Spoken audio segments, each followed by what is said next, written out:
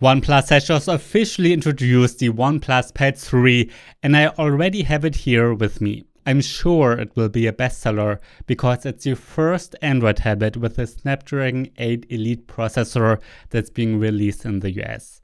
That means it should be more powerful than the Samsung Galaxy Tab S10 Ultra. But before we check out its performance, let's unbox it first. Besides the tablet itself, I also have the official keyboard cover, the stylus and the case. In the US, it'll start at $699. So in the box, we first have the tablet itself, which is quite a bit larger than its predecessor. Then we have a quick start guide and the warranty card. There's even a power adapter included, which is rare these days, as well as a USB-C to A cable. Let's unbox the pen. Inside is the stylus itself, which is called Stylo 2. And yes, that's the same one from the Pad 2. A spare tip is also included. Then there's the official case, which feels noticeably higher quality than typical cases, and you can also use it as a stand. The exciting part is the keyboard cover. It consists of two parts, which is very common these days. There's a cover for the back and then the keyboard with the touchpad. It feels quite solid. Since I recorded the first part of the video, about a week has passed and we have tested the OnePlus Pad 3 a bit. This isn't the final review yet because we want to use it for a bit longer, but I can already give you a first impression. It looks a bit like the OnePlus Pad 2, which we really liked last year. But there are a few new things. The 13 megapixel camera on the back has moved from the center to the side. It has also grown from 12.1 inches to 13.2 inches. At the same time, it has become a bit thinner at only 6 mm. The aluminum body is very premium feeling and the transitions from the display to the body are just as high quality as with Apple and Samsung. On the sides, there's no headphone jack and no microSD card slot, but there's a USB-C 3.2 port. You can also connect external monitors using it. Above the display sits an 8 megapixel front camera, which you can also use to unlock the tablet by facial recognition. The 13.2 inch LCD display offers a resolution of 2400 x 3392 pixels, so it's very sharp. I like that the aspect ratio is a bit taller, so you can work more comfortably on it and also read PDFs so well. It supports 144 Hz, which is great for gamers, and it goes up to 800 nits of brightness, making it very bright. This means you can easily read something outside. By the way, that makes it brighter than the iPad Air and also brighter than the Galaxy Tab S10 Ultra. The later one has an OLED. The Pad 3, however, only has an LCD. Yes, an OLED would have been great here too, but okay, it's a couple of $100 cheaper than the Samsung S10 Plus, and we do get a stronger processor.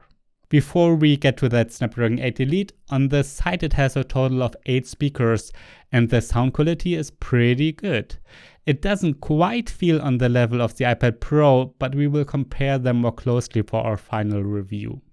It's the first tablet with the Snapdragon 8 Elite chipset.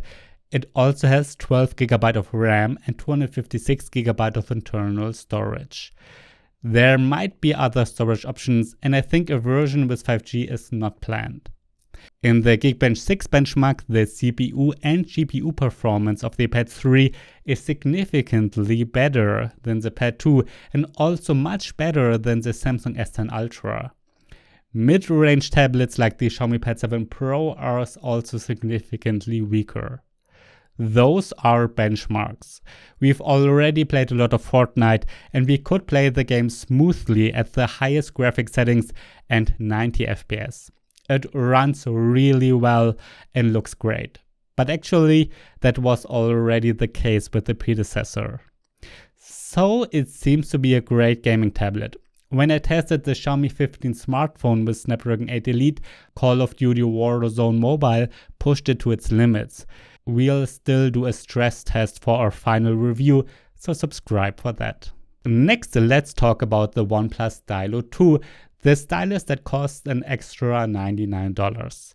Because of its slightly rough surface, it feels a bit grippier than the Apple Pencil, but is not quite as high quality. The tip is hard and supports a full 16,000 pressure levels and tilt detection.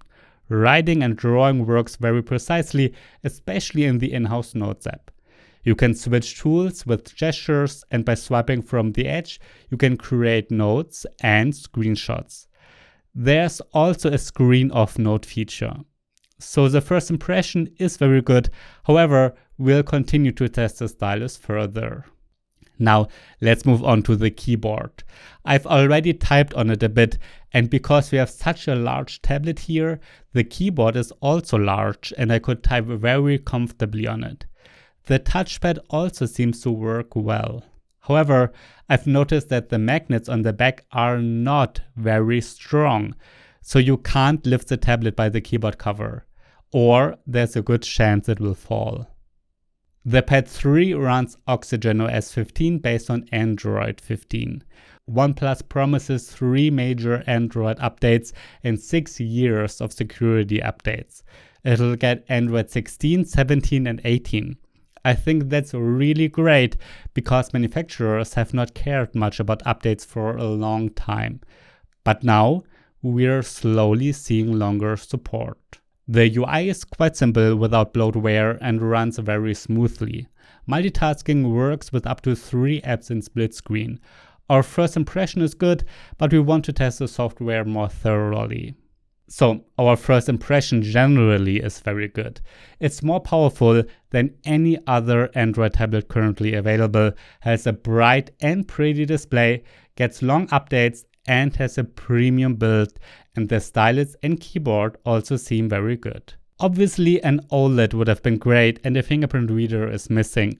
However, the MSRP is only $699, and for the first Snapdragon 8 Elite tablet, I think that's pretty affordable. But let's see what our final review shows. This chip tends to get very hot under load, like I said, and we will look at that more closely for our final review, so make sure to subscribe to this channel.